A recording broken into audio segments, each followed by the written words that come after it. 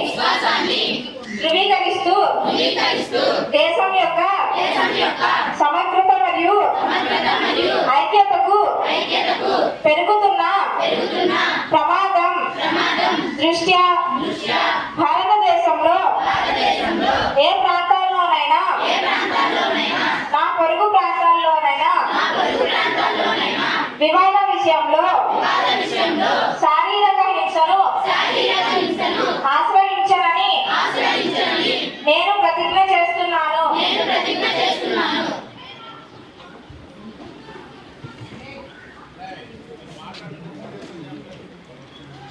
శీతాకాల సమావేశానికి విచ్చేసిన సభ సభ్యులందరికీ నమస్కారములు.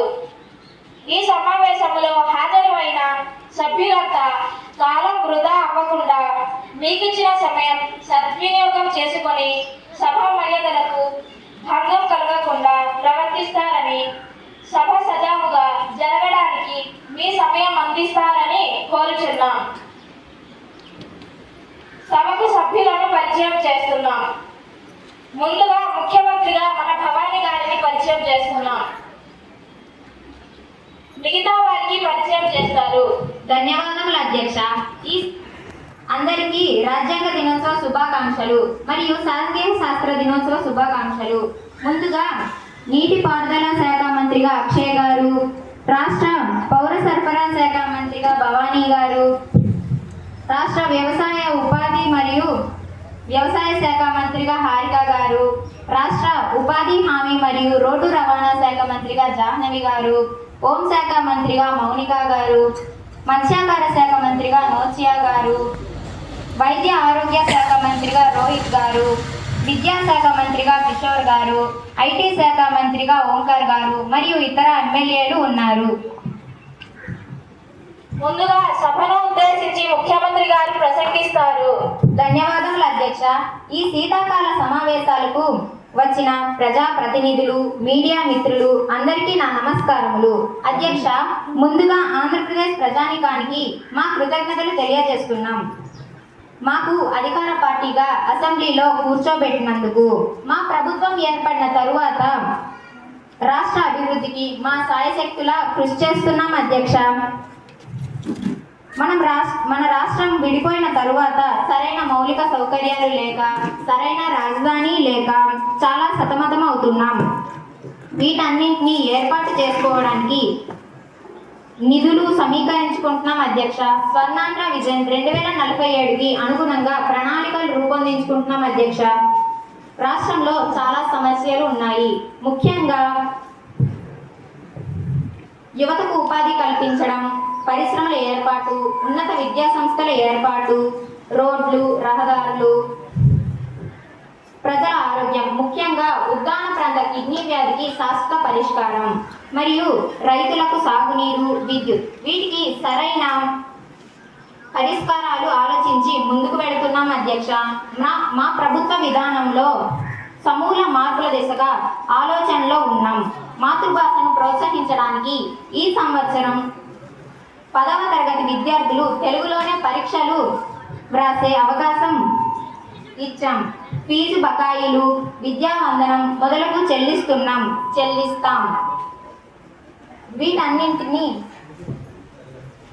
వీటన్నింటికి సభ్యుల సహకారం అవసరం. అందరూ తమ తమ విధులను బాధ్యతాయుతముగా చేయాలి. అప్పుడే మన స్వర్ణాంధ్ర సాకారం అవుతుంది. ఈ విషయంలో మనం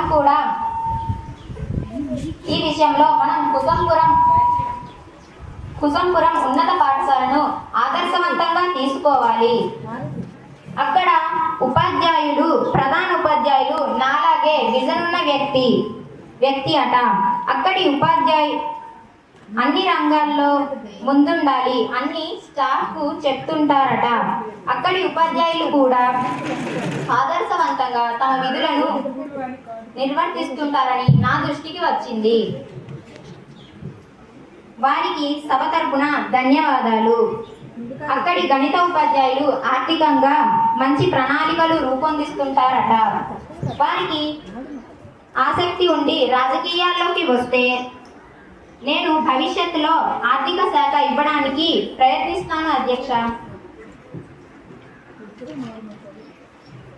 కుసుంపురం గ్రామంలో యువకులు చాలా మంది ఉద్యోగాలకు ఎదురు చూస్తున్నారని తెలిసింది అధ్యక్ష. వారు పోటీ పరీక్షలకు సిద్ధం అవడానికి సహకారం అందించాలి. అక్కడి మన కార్యకర్తలు ముందుగా గ్రామంలో ఒక లైబ్రరీని ఏర్పాటు చేసుకుంటే వారిలో పుస్తకాలు చదివే అలవాటు తెప్పిస్తే సమయాన్ని వృధా చేయక సద్వినియోగం చేసుకుంటారని నా సూచన. దీనికి మనం కూడా సహకారం అందిద్దాం అధ్యక్ష. అంతేనా ఇచ్చాపురం ఎమ్మెల్యే గారు? ముఖ్యమంత్రి ప్రసంగానికి ధన్యవాదములు. ఇప్పుడు క్వశ్చన్ అవర్ ప్రారంభమవుతుంది. సభ్యులు తమ ప్రశ్నలను అడగవచ్చు. దానికి సంబంధిత మంత్రి గారు వివరణ ఇస్తారు. ముందుగా ప్రతిపక్ష ఎమ్మెల్యే శ్రావ్య గారు ప్రశ్న అడుగుతారు.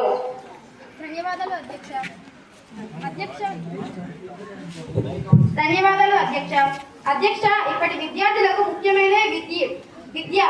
ఆ విద్య విషయంలోనే ఇప్పుడు పరిపాలిస్తున్న ప్రభుత్వం పాఠశాలకు అన్ని సౌకర్యాలు అన్ని ఇస్తున్నాం అని అంటున్నారు. కానీ ఇప్పటికీ పాఠశాలల్లో విద్యార్థులు క్రమేణా తగ్గుతూ వస్తుంది. ఈ ప్రభుత్వం ఈ విద్యార్థులు తగ్గుతున్నారు కానీ ఏం చేస్తున్నారో అసలు అర్థం కావట్లేదు అధ్యక్ష. ఉదాహరణకు తీసుకుంటే మా కుసుంపురం లాంటి గ్రామాలలో మంచి బడి ఉన్నప్పటికీ మంచి ఉపాధ్యాయులు ఉన్నప్పటికీ ఈ పరిస్థితి వేధిస్తుంది. భవిష్యత్తులో ఇలాంటి మంచి ఉపాధ్యాయులు బడులు ఉన్నప్పటికీ ఇలాంటి పరిస్థితి వేధిస్తుంది. కాబట్టి ప్రభుత్వం ఏ నిర్ణయాలు తీసుకుంటారో మాకు కావాలి అధ్యక్ష. రాష్ట్ర విద్యాశాఖ మంత్రి గారు దీనిపై మీ వివరణ ఇవ్వండి.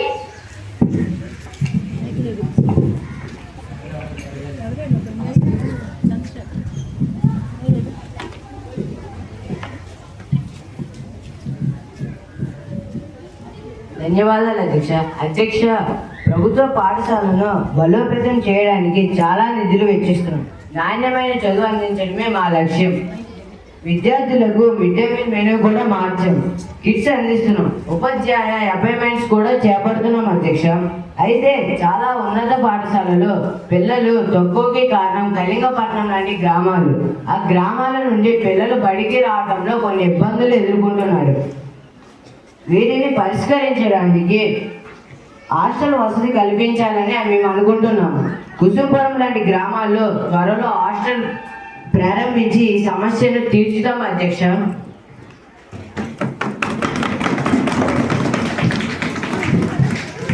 రెండవ ప్రశ్న ఇచ్చాపురం ఎమ్మెల్యే మనస్వి గారు అడుగుతారు. ధన్యవాదాలు అధ్యక్ష. ఉత్తరాంధ్రలో ఒకటైన శ్రీకాకుళం జిల్లాలో మా నియోజకవర్గంలో ఉన్న ఉద్యాన ప్రాంతం అపారమైన సహజ వనరులు,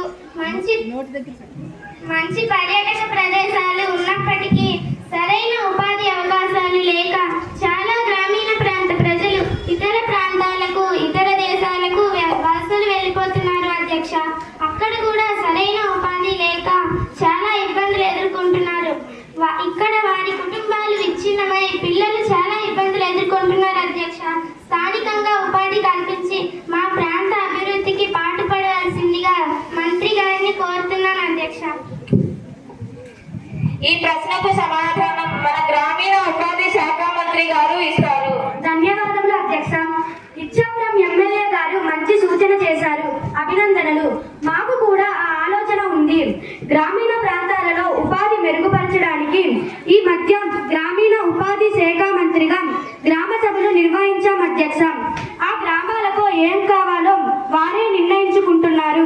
స్థానిక పంటలు అయిన కొబ్బరి, జీడి, మామిడి మొదలైన వాటి ప్రాసెసింగ్ యూనిట్స్ పెట్టాలని ఆలోచిస్తున్నాము అధ్యక్ష. వారికి మంచి మార్కెటింగ్ సౌకర్యాలు కల్పిస్తాము. ఉపాధి హామీ పథకాన్ని సమర్థంగా నిర్వహిస్తాం అధ్యక్ష. కేరళ మాదిరిగా కొబ్బరి ఉత్పత్తులు పరిశ్రమలు విరివిగా పెట్టేలా కృషి చేస్తాం.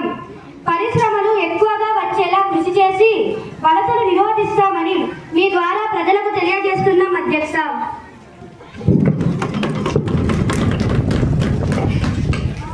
నెక్స్ట్ క్వశ్చన్ ఆంధ్ర వలస ఎమ్మెల్యే గాయత్రి గారు అడుగుతారు. ధన్యవాదాలు అధ్యక్ష. గౌరవనీయులైన అధ్యక్ష, రోడ్ల విస్తరణలో భాగంగా వైజాగ్ నుండి నరసన్నపేట వరకు 3 లైన్ రోడ్డు వేశారు అధ్యక్ష.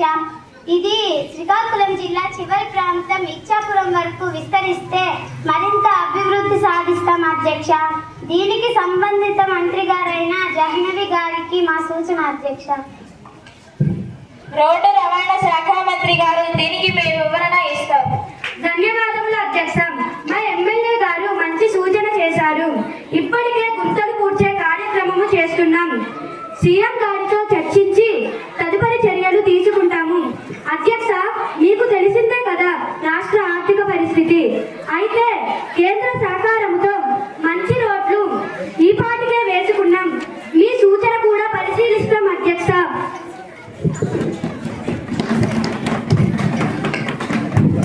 ఇప్పుడు ప్రతిపక్ష ఎమ్మెల్యే ప్రవళిక గారు అడుగుతారు.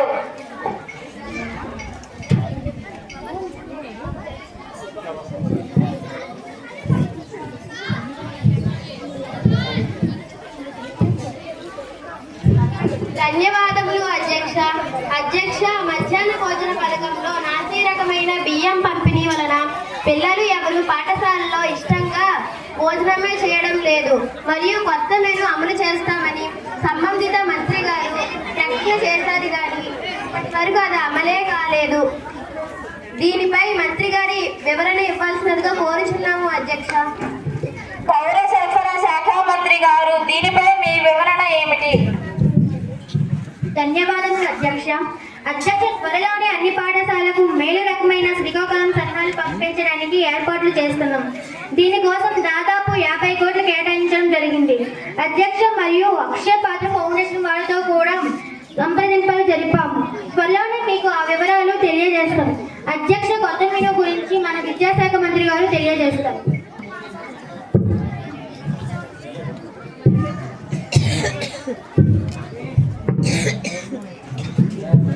అధ్యక్ష, ప్రతిపక్షం మాపై రాజకీయమే చేస్తున్నారు అధ్యక్ష. మేము మా శాఖలో సంస్కరణలు ఒకటిగా చేస్తున్నాం. త్వరలోనే ఏపీ ప్రభుత్వ పాఠశాలలో హాస్టల్స్లో పిల్లలకు రుచిగా ఉండే ఆహార పదార్థాలు మరియు స్థానికంగా వారి ఇష్టాలను అనుసరించి మెనూ కూడా తయారు చేశాం. దీనికి కేంద్ర వాటా రాష్ట్ర వాటా కలుపుకొని నిధులు మంజూరు చేశాం. త్వరలోనే అమలు చేస్తామని మీ ద్వారా తెలియజేస్తున్నాం అధ్యక్ష. నెక్స్ట్ ఎమ్మెల్యే సోనియా గారికి ఛాన్స్ ఇస్తున్నాం.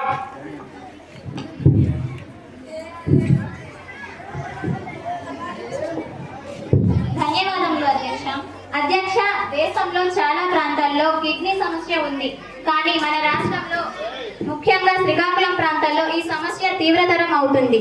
ప్రస్తుతం జిల్లా వ్యాప్తంగా 25,000 మంది బాధితులు ఉన్నారు. ఉన్న సమస్య చాలదన్నట్లుగా వీరికి మరొక కొత్త సమస్య వచ్చింది. గ్రామీణ ప్రాంతాల్లో ఎటువంటి వైద్య సౌకర్యాలు అందుబాటులో ఉండవు. ఏ రాత్రి సమయాల్లో పేషెంట్లకు ఏదైనా సమస్య వస్తే 108కి ఫోన్ చేస్తే అంబులెన్స్ ఫస్ట్ టైం చేసి హాస్పిటల్కు తీసుకువెళ్ళేవారు. కానీ కొన్ని రోజులుగా యాక్సిడెంట్స్కు మాత్రమే 108 సర్వీస్ ఉంది అని అంటున్నారు. మీకు రాదు అని వారు చెబుతున్నారు. మా ప్రభుత్వం అధికారంలో ఉన్నప్పుడు 108కి ఎంతో డెవలప్ చేస్తాము. ఈ ప్రభుత్వం అధికారంలోకి వచ్చాక అన్నీ ముంచుకుపోతుంది. దీనితో బాధితులు మరింత ఆందోళన చెందుతున్నారు. దీనిపై సమగ్ర చర్యలు తీసుకోవాల్సిందిగా కోరుచున్నాను అధ్యక్ష. దీనిపై వైద్య ఆరోగ్య శాఖ మంత్రి గారు సమాధానం ఇస్తారు.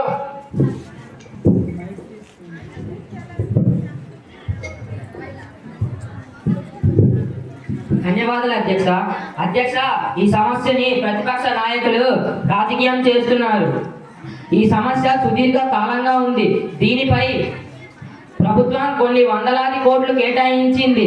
వ్యాధిగ్రస్తులకు 10,000 పెన్షన్స్, డయాలసిస్ సెంటర్స్ మరియు పలాసలో హాస్పిటల్స్ మరియు రీసెర్చ్ సెంటర్స్ లను కూడా ఏర్పాటు చేశాం అధ్యక్ష. జల్ జీవన్ పథకం ద్వారా గ్రామీణ ప్రాంతాలకు త్రాగునీరును కూడా అందిస్తున్నాం అధ్యక్ష. మందులు కూడా గవర్నమెంట్ హాస్పిటల్లో ఉచితంగా ఇస్తున్నాం. దీని పరిశోధనకు అనేక వైద్య బృందాలను కూడా ఏర్పాటు చేశాం. దీనిపై ఇంకా పరిశోధనలు జరుగుతుంది. అధ్యక్ష ప్రజెంట్ 108 సమస్యపై 108 పై ఎమ్మెల్యే గారు ప్రస్తావించారు. దీనికోసం మేము ఈ సమస్య ఎందుకు వచ్చిందో ఎంక్వైరీ చేయిస్తాం. మరోసారి ఇటువంటి ప్రాబ్లం రాకుండా చూస్తాం. మరిన్ని అంబులెన్స్ బళ్ళను కల్పిస్తాం.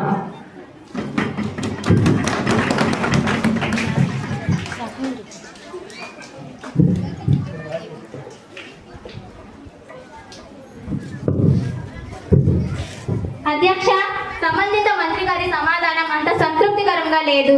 చేస్తాం చూస్తాం అంటున్నారు కానీ ఎప్పుడు చేస్తారో ఏంటో. మా ప్రజలు చాలా బాధపడుతున్నారు. దీనికి పరిష్కారం ఏం లభిస్తుందో చెప్పండి అధ్యక్ష. అధ్యక్ష, గత ప్రభుత్వాలు ఇచ్చిన పెన్షన్ మేము కంటిన్యూ చేస్తున్నాం. ఇంకా పెంచే ప్రయత్నము చేస్తాం. దీనికి సుజల స్రవంతి పథకం ద్వారా ప్రజలకు మంచినీటి సౌకర్యం కల్పించే ఏర్పాటు చేశాం. దీనికి శాశ్వత పరిష్కార దిశగా జలజీవన్ మిషన్ ద్వారా కేంద్రం ఇచ్చే సహకారంతో రాష్ట్ర ప్రభుత్వం వంశధార నదీ జలాలు పైప్ లైన్ ద్వారా పంపించి శుద్ధ జలాలను ఇంటింటికి పంపించే ఏర్పాటు చేస్తున్నాం. దీనికోసం ఎన్ఆర్ఐల సహకారం కూడా తీసుకుంటున్నాం. ఆ ప్రాంతం వారు ఇచ్చే సూచనలు పరిగణలోకి తీసుకొని పరిష్కార దిశగా ప్రయత్నాలు మొదలుపెట్టాం అధ్యక్ష. ఇప్పుడు ఎమ్మెల్యే రోజా గారు మీ ప్రశ్న అడగవచ్చు.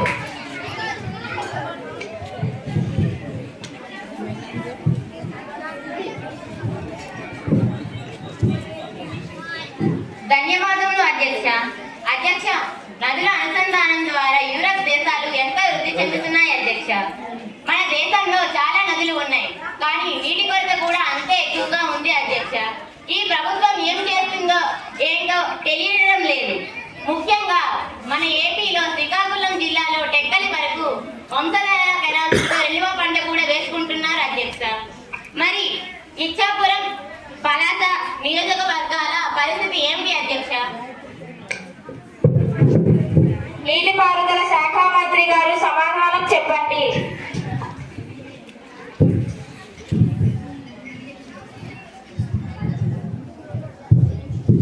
ధన్యవాదాలు అధ్యక్ష. నదుల అనుసంధానం మన సీఎం గారి కళ. అది చేయడానికి మేము సాయాశక్తుల కృషి చేస్తున్నాం అధ్యక్ష. ముఖ్యంగా శ్రీకాకుళంలో వంశధార నుంచి మహేంద్ర తనయ నుంచి బహుళ నదికి అనుసంధానం చేయడం ద్వారా సాగునీరుతో పాటు తాగునీరు అందించి కిడ్నీ సమస్యను కొంతవరకు తీర్చవచ్చు అధ్యక్ష. దీనిపై నిధులు సేకరించి ఆ దిశగా అడుగులు వేస్తాం. దీనికి ప్రజల సహకారం కూడా కావాలి. ఎంతసేపు ప్రభుత్వం మనకేమిస్తుందనే ఆలోచన పక్కన పెట్టి ప్రజలకు రైతులకు మంచి జరుగుతుంది కాబట్టి ప్రతిపక్ష పార్టీలు కూడా ప్రభుత్వానికి సపోర్ట్ చేసి ఈ ప్రక్రియ మరింత వేగంగా చేయగలం అధ్యక్ష.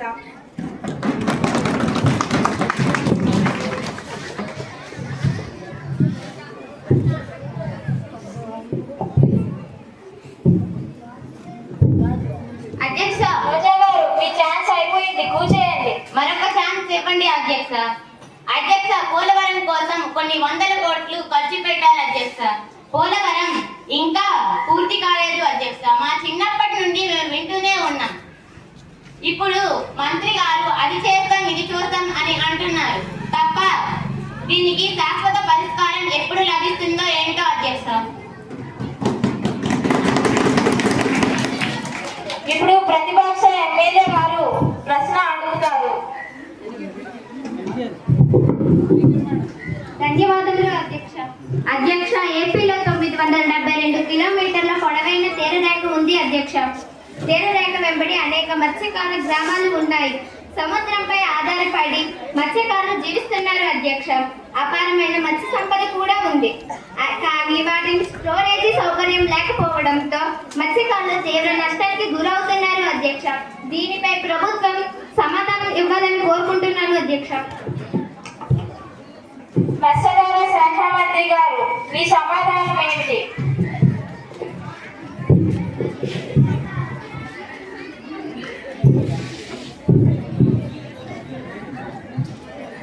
ధన్యవాదములు అధ్యక్ష. ఆంధ్రప్రదేశ్ రాష్ట్రం సుదీర్ఘ తీరరేఖలు ఉండి ఆర్థిక అభివృద్ధిలో ఉంది. అధ్యక్ష, ఎన్నో మత్స్యకార గ్రామాలు సముద్రంపై ఆధారపడి తమ జీవనాన్ని కొనసాగిస్తున్నారు. అధ్యక్ష, దురదృష్టం ఏమిటంటే మన ఉద్దాన ప్రాంతం శ్రీకాకుళంలో మారుమూల ఉండడం వలన కొన్ని సౌకర్యాలు అందలేకపోతున్నారు. మా ప్రభుత్వం ఏర్పడిన తరువాత ఈ విషయంపై ముఖ్యమంత్రి గారితో అలాగే ఆర్థిక శాఖ మంత్రి గారితో ఇప్పటికే చర్చించడం జరిగింది. అధ్యక్ష, ఆ ప్రాంతాల్లో చేపలు నిల్వ ఉంచుటకు శీతలీకరణ గిడ్డంగులు, ఫిష్ ప్రాసెస్ యూనిట్స్ కూడా ఏర్పాటు చేసే ఆలోచనలో ఉన్నాం. అధ్యక్ష, వీటిని తప్పనిసరిగా కవిటి, సోంపేట, ఇచ్చాపురం మొదలగు మండల కేంద్రాల్లో ఏర్పాటు చేస్తాము. అధ్యక్ష, దీని వలన మత్స్యకారులు ఆర్థికంగా అభివృద్ధి చెందుతారు. అలాగే ఎంతో మందికి మిగిలిన వారికి ఉపాధి కూడా లభిస్తుంది. అధ్యక్ష, మన రాష్ట్రంలో తీర ప్రాంతమైన విశాఖపట్నం కూడా మన రాష్ట్రానికి ఆర్థిక రాజధానిగా ఎలా అయితే ఏర్పడిందో అలాగే ఈ ఉద్దాన ప్రాంతం కూడా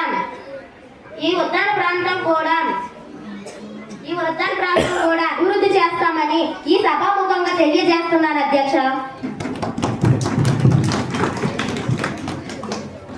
ప్రతిపక్ష ఎమ్మెల్యే దేవి గారు ప్రశ్న అడగవచ్చు.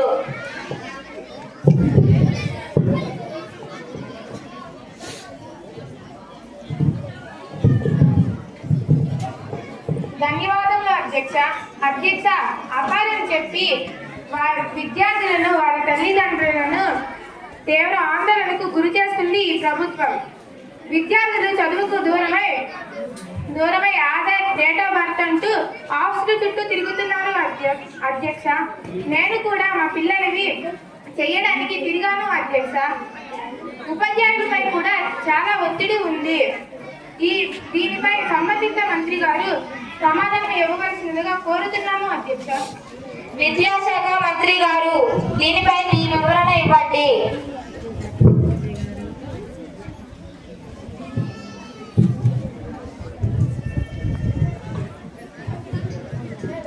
ధన్యవాదాలు అధ్యక్ష, మాపై ప్రతిపక్షపాతం రాజకీయమే కానీ అపార అనేది కేంద్ర ప్రభుత్వ విధానం. దేశమంతా ఒకటే విద్యా విధానం తీసుకురావడానికి చేస్తున్న ప్రయత్నం ఇది. కేంద్రం one nation one student ID కార్డుగా ఉండాలని దీన్ని చేస్తున్నారు. ఇప్పుడు కొంచెం సాధక బాధకులు ఉన్నప్పటికీ ఫ్యూచర్లో దీని వలన చాలా ప్రయోజనాలు ఉన్నాయి. ఏదైనా సంస్కరణ కొత్తగా తీసుకురావాలంటే దాని అమల్లో కొన్ని ఇబ్బందులు ఎదురవుతున్నాయి. విద్యార్థులకు దీని వలన చాలా లాభాలు ఉన్నాయి. దేశవ్యాప్తంగా ఎవరు ఎక్కడ చదివినా కానీ వారి వివరాలన్నీ ఒకే దగ్గర ఉంటాయి. వారు ఎక్కడైనా ఉద్యోగం, ఉపాధి సులభంగా పొందవచ్చు. అయితే శాసనసభ్యులు లేవనెత్తిన సమస్యలు పరిష్కార దిశగా మేము చర్యలు తీసుకుంటున్నాం. ఆయా జిల్లా కలెక్టర్లకు ఆదేశించాం. క్రింది స్థాయి అధికారులకు వారు సూచనలు చేశారు. అధ్యక్ష, విద్యార్థులకు, తల్లిదండ్రులకు, ఉపాధ్యాయులకు ఎలాంటి ప్రాబ్లం రాకుండా చూస్తామని మీ ద్వారా తెలియజేస్తున్నాం. అధ్యక్ష, వినయ్ గారు ఇప్పుడు మీ ప్రశ్న.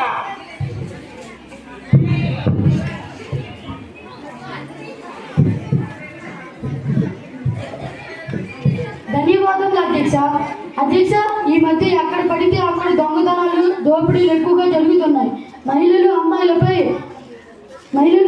అత్యాచారాలు, దోపిడీలు జరుగుతున్నా ప్రభుత్వం నిమ్మకు నీరెత్తినట్లు ఉంది. ఉదాహరణకు యాలపుట్టుకు, సూదిపుట్టుకుల్లో చైన్ దొంగతనాలు జరిగాయి. మహిళలు ఒంటరిగా ముఖ్యంగా రోడ్లపై వెళ్ళాలంటే భయపడే పరిస్థితి వచ్చింది. అధ్యక్ష, ప్రజల ధన ప్రాణ రక్షణ ప్రభుత్వ బాధ్యతే కదా అధ్యక్ష. దీనిపై హోమ్ మినిస్టర్ గారు ఏం చెప్తారో మరి. హోమ్ మినిస్టర్ మేడం మీ సమాధానం ఇవ్వండి. ధన్యవాదాలు అధ్యక్ష, మా ప్రభుత్వం అధికారంలోకి వచ్చిన తరువాత చాలా వరకు ఇటువంటి దోపిడీ కేసులు తగ్గాయి. కస్తీ పెంచుతున్నాము. స్త్రీలకు రక్షణగా ప్రత్యేక పోలీస్ స్టేషన్లు, సిటీమ్స్ కూడా ఏర్పాటు చేస్తున్నాం. అధ్యక్ష, త్వరలో పోలీస్ రిక్రూట్మెంట్ కూడా చేస్తాం. అధ్యక్ష, సిబ్బంది కొరతను అధిగమించి మరింత రక్షణ కల్పిస్తాం. అధ్యక్ష, ప్రజలు కూడా ఈ విషయంలో మాకు సహకరించాలి. ఎవరి మీదైనా అనుమానం తుఫాను వస్తే అప్రమత్తంగా ఉండి పోలీసులకు కంప్లైంట్ చేయండి అధ్యక్ష. ప్రజల రక్షణయే మా బాధ్యత. దీనికోసం మన సీఎం గారు, ఆర్థిక శాఖ మంత్రి గారు చాలా నిధులు కేటాయించారు. మారుమూల ప్రాంతాలలో కూడా సీసీ కెమెరాలను ఏర్పాటు చేస్తాం అధ్యక్ష. విద్యాశాఖ మంత్రి గారితో మాట్లాడి పాఠశాలలు, కళాశాలల్లో కరాటీ, కుంఫీ మొదలైనవి అమ్మాయిలకు శిక్షణ ఇచ్చేలా చూస్తాం అధ్యక్ష. అలానే డైల్ యువర్ 100-112కి నెంబర్కి కాల్ చేస్తే వెంటనే మా డిపార్ట్మెంట్ రెస్పాండ్ అయ్యేలా చూస్తాం అధ్యక్ష. మరిన్ని చర్యలు చేపడతామని ఈ సభాముఖంగా తెలియజేస్తున్నాం అధ్యక్ష. గణేష్ గారు అడగండి.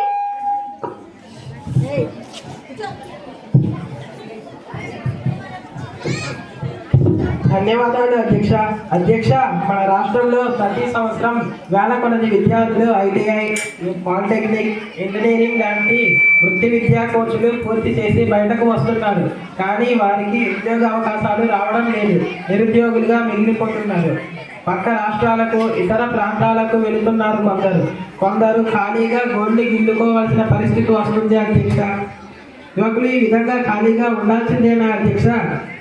ఇది మన రాష్ట్ర ఆర్థిక పరిస్థితిపై తీవ్ర ప్రభావం చూపిస్తుంది అధ్యక్ష. భావితరాలకు మీరు ఇచ్చే భరోసా ఏమిటి? మీ ద్వారా సంబంధిత మంత్రిని అడుగుతున్నాను. ఐటీ పరిశ్రమల మంత్రి గారు సమాధానం చెప్పండి.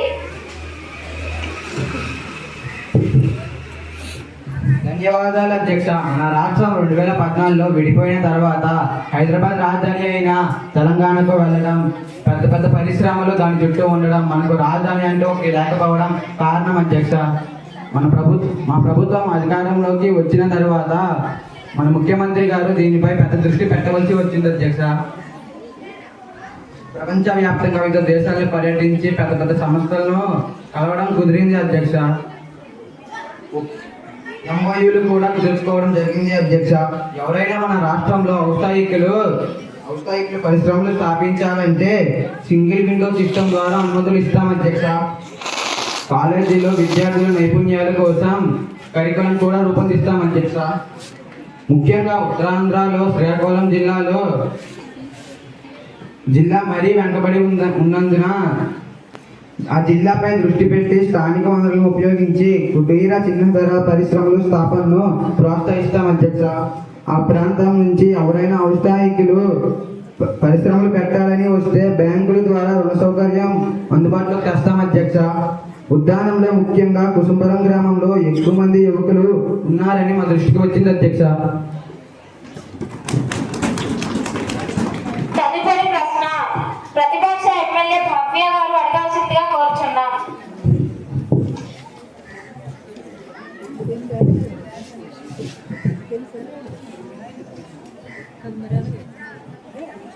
ధన్యవాదములు అధ్యక్ష. అధ్యక్ష, ఆంధ్రప్రదేశ్ రైతులు తమ పండించిన పంటలను గిట్టుబాటు లేక చాలా నష్టపోతున్నారు అధ్యక్ష. వరి మాదిరిగా జీడి, మామిడి, కొబ్బరి పంటలకు కూడా కనీస మద్దతు ధర ప్రకటించాలి అధ్యక్ష. కొబ్బరి బోర్డు ఏర్పాటు చేయమని ఎప్పటి నుంచో మా ప్రాంత రైతులు కోరుతున్నా ప్రభుత్వం అసలు పట్టించుకోవడం లేదు అధ్యక్ష. ఉద్యానవన పంటలకు గిట్టుబాటు ధరలు లేక ఈ ప్రాంత ప్రజలు ఆ ప్రయత్నమే చేయడం లేదు అధ్యక్ష. అసలు ప్రభుత్వం ఏం చేస్తుంది అధ్యక్ష? వ్యవసాయ శాఖ మంత్రి గారు, దీనికి మీ సమాధానం ఏమిటి?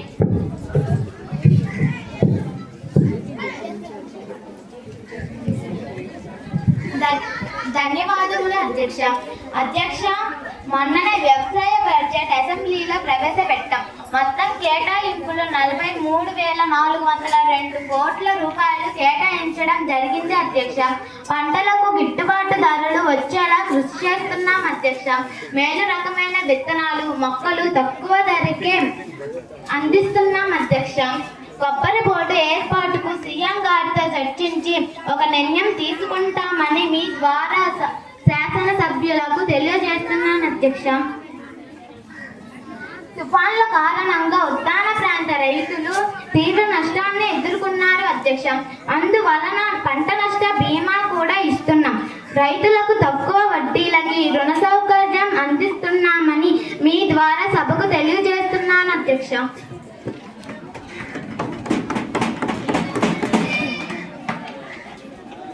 క్వశ్చన్ అవర్ పూర్తయింది. సభలో చక్కగా సహకరించారు. ఇంతటితో శీతాకాల సమావేశాలు ముగిశాయి అని తెలియజేస్తున్నాం.